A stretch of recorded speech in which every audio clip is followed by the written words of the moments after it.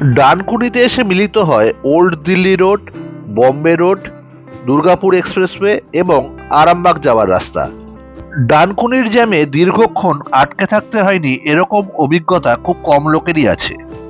ডানকুনি যাওয়ার রেল লাইনের ওপর যে ফ্লাইওভার ছিল, সেই ফ্লাইওভার দিয়ে এতদিন বম্বে রোডের গাড়ি এবং কলকাতার দিকে ঢোকার গাড়ি দুটোই যেত, তাই একটা বটল নেকিং সিচুয়েশন ক্রিয়েট হতো।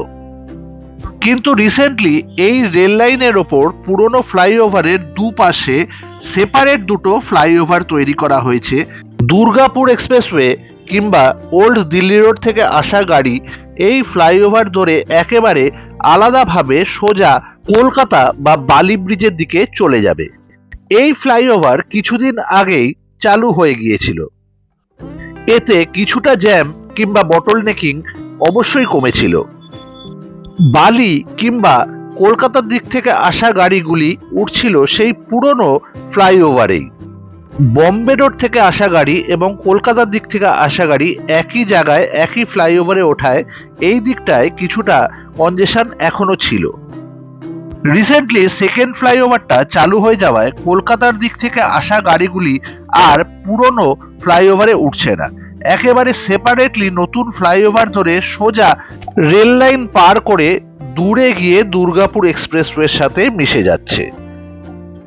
বম্বে রোডে আসা যাওয়ার গাড়ি এখন মাঝের ফ্লাইওভার ধরে স্বতন্ত্র যাতায়াত করবে। দুর্গাপুর এক্সপ্রেসওয়ে থেকে এসে কলকাতা বা বালির দিকে যাওয়ার গাড়ি বাঁদিকের ফ্লাইওভারটি ধরবে এবং বালি কিংবা কলকাতা থেকে এসে দুর্গাপুর এক্সপ্রেসওয়ে ধরার গাড়ি ডান দিকের ফ্লাইওভারটা ধরবে।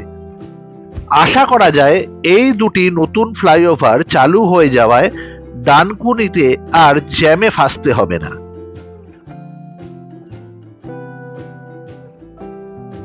এখনো কিন্তু পুরনো ফ্লাইওভার ধরে এসে বালি ব্রিজের দিকে যাওয়ার রাস্তাটা চালু রয়েছে।